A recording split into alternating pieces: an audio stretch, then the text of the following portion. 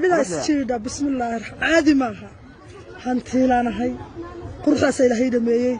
dadkan dumarka waan ugu dheerahay ragga maaha dumarkan ugu dheerahay quruxdaasaan leeyahay gawaadhaas ku dhacdhacda ad wax kale kuma garatay haddii ay leeyihiin martiis haddaan laamiga ma lugeeyo kanaan wataa kanaan ka galay maxay tahay dadkii iyo gawaadhidii way jiiraysaa marka laamiga u baxo hantidan aadka u fara badan iyo gawaadhidan ay isbuuc walba bedelayso halkay ka keentay iyo sababtii uu suurtageliyey ayaanu weydiinay waxayna noogu jawaabtay sida tan ma laga yaabaa ganacsigan iyo lacagta intaa leeg inaad quruxdaada darteed aad ku gaadho nacam quruxdaada darteed aad ku gaadho haayo qayb bay ka leedahay way ka qayb qaadanaysaa mar aynu weydiinay kharashaadka kugu baxaa intee ayay leeyihiin maalintii ama dharkaad xidhan tahay meeqa ayuu joogaa waxayna inoogu jawaabtay cuntada aan maalintii cunaa waa $10,000 gaadhigaygu waa $2 milyan saacaddu waa $40,000 muyaaradda aan xidhaa waa $80,000 guryahaygu waa 20 dabaq waxaa la joogaa gabadha ugu quruxda badan gobolka ragga ma is ogtay inaad tahay gabadha ugu quruxda badan gobolka ragga haa waan sugahay haye goormeed ogaatay inaad tahay gabadha ugu quruxda badan kale waa ugu dhashaa bahasha waa ugu dhashaa la iskama dhigo gabdhaha qeyrkaaga markaad is aragtaan maxay is yidhaahdaan wallaahi adigu kuley waxaan odhan karaa majority waa ka qurux badanahay gobolka ragga weliba yaa heerka sameeyay laamida markaad socotid falcelin dadka maxaa kala kala gawaadhidaas jiida bismillaah caadi maaha hantiilaana hay quruxdaas ilaahay dhameeyay dadkan dumarka waan ugu dheerahay ragga maaha dumarkan ugu dheerahay quruxdaasaan leeyahay gawaadhaas ku dhacdhacda ad wax kale kuma garatay haddii ay leeyihiin martiis haddaan laamiga ma lugeeyo kanaan wataa kanaan ka galay maxay tahay dadkii iyo gawaadhidii way jiiraysaa marka laamiga u baxo marka inaan gaari wato mooyaane lagama yaabo inaan maxay tahay lugeeyo qurux daraadeed gobolka ragga la marwan baan u galaa xagga quruxda waxaa la sheegaa inaad maalin walba gawaadhida aad bedeshid taas maxaa kuu suurtagelisay waxay suurtagelisay taalantii aan leeyahay bay suurtagelisay maxay tahay ganacsataanahay maxay tahay dhaqaalahay inuu sii socdo mooyaane inuu soo socdo lagama yaabo ma laga yaabaa ganacsigan iyo lacagta intaa leeg inaad quruxdaada darteed aad ku gaadho nacam quruxdaada darteed aad ku gaadho haayo qayb bay ka leedahay way ka qayb qaadanaysaa kulley dee gobolkan aan ku noolnay aad bay u tirayihiin gabdhaha gawaadhida wada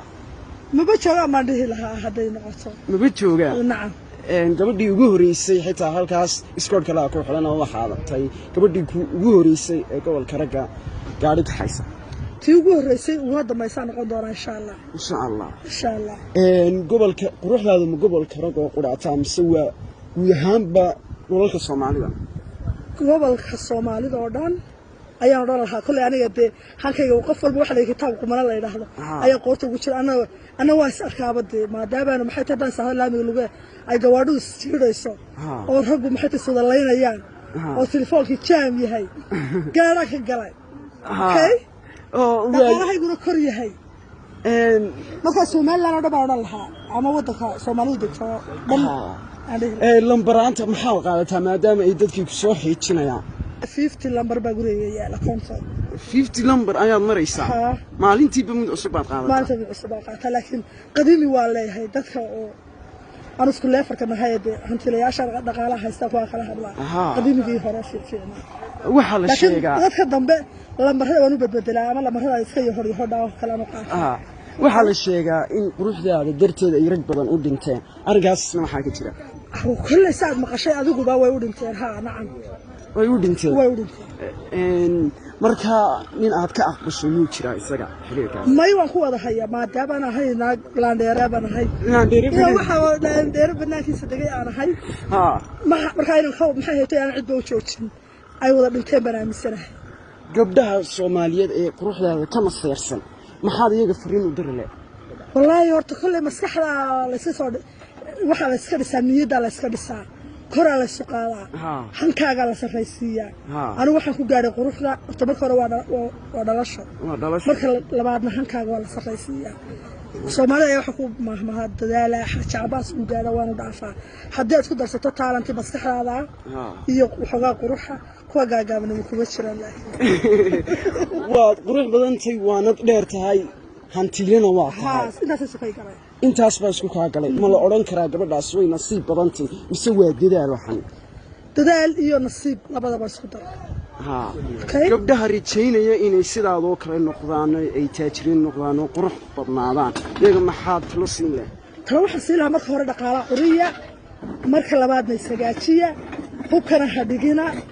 aniga soo gaadha dee anaga lambar wankiya waddanka gobollada somaliland maxay tahay dumarkooda anaa ugu lambar wanahe qurux badnidaadan markaad is aragtay ma istir Soomaaliba ma tihi ma Soomaali baana adu waad ku kalsoontay midabkaaga iyo sinjigeeda waa ku kalsoon laakiin lambar 1 ma sidii karaa lambar 1 baa tahay yes